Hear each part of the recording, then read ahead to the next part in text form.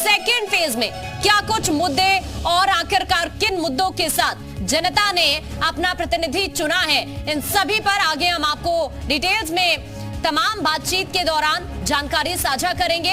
आपको पहले ये सेकंड फेज के बारे में जानकारी साझा कर रहे हैं। यहाँ पर 91 उम्मीदवार चुनावी मैदान में रहे हैं, कई सारी हॉट सीट भी हैं, तो इसमें मेरठ है, मथुरा है। आरएलडी के बीजेपी के साथ आने के बाद जो ग्राउंड रिपोर्ट है वो किस तरह की है, कितने चेंजेस हुए हैं, ये भी हम आपको आगे दिखाएंगे और साथ ही जनता की जुबानी ही आपको सुनाएंगे कि आखिरकार लोगों ने किन मुद्दों के साथ उम्मीदवार को चुना है, क्या जनता के दिल और दिमाग में चल रहा था, वो भी हम आपको ग्राउंड रिपोर्ट के जरिए बताने की कोशिश करेंगे। लेकिन फिलहाल इस वक्त हमारे सहयोगी कुलदीप हमारे साथ बागपत से जुड़ रहे हैं। कुलदीप का रुख कर लेते हैं सीधा। कुलदीप, बागपत की भी बात की जाए तो पिछली बार चूंकि आरएलडी बीजेपी के साथ नहीं थी तो परिणाम कुछ और थे और इस बार परिणाम कुछ और आते हुए नजर आ सकते हैं। लेकिन महा एग्जिट पोल से पहले आपके अगर देखा जाए आकलन की बात करूं तो वो किस तरह का, ये जानेंगे हम आपसे। लेकिन अभी अखिलेश यादव क्या कह रहे हैं वो आपको सुनवा देते हैं,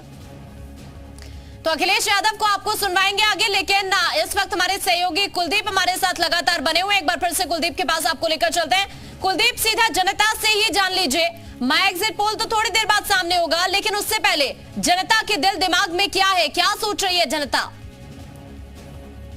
बिल्कुल आकांक्षा, देखें बता दूं कि पिछले बार की बात करें तो पिछली बार आरएलडी और भाजपा के बीच मुकाबला था और भाजपा ने 2 बार यहाँ पर जीत हासिल की थी। लेकिन इस बार आरएलडी और बीजेपी दोनों साथ मिलकर के यहाँ पर चुनाव लड़ रही है और समाजवादी पार्टी के जो प्रत्याशी अमरपाल शर्मा है उनके सामने उनका मुकाबला है। अब वही देखने वाली बात होगी कि इस बार समाजवादी पार्टी के पाले में ये सीट जाती है या फिर आरएलडी और बीजेपी गठबंधन का प्रत्याशी यहाँ पर जीतता है। हमारे साथ यहाँ पर कुछ लोग हैं, इनसे जानेंगे।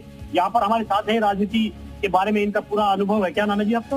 डॉक्टर संजीव आर्य।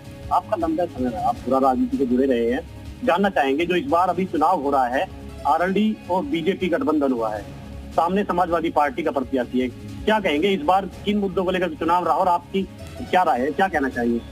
यहाँ पर तो मुख्य धारा की जो 2 पार्टियां थी, राष्ट्रीय लोकदल और भारतीय जनता पार्टी, दोनों ही पार्टियों के बीच में गठबंधन है।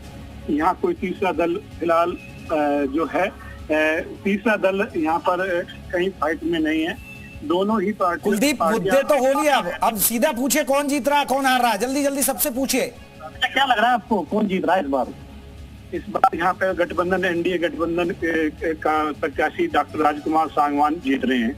अच्छा, आप क्या कहेंगे यहाँ पर इस बार जो मुकाबला है समाजवादी पार्टी और इंडिया गठबंधन के बीच, क्या कहेंगे? 36 कौम की तो 36 बिरादरी की तो हमें वोट मिल रही, पहले वो था नहीं, अब मामला में 30% वोट मिल गया हमें और हमें जीत की पूरी उम्मीद है। क्या कहेंगे, आप युवा है, क्या कहेंगे इस बार क्या लग रहा है, किसकी जीत होगी यहाँ पर? बीजेपी पूर्ण बहुमत।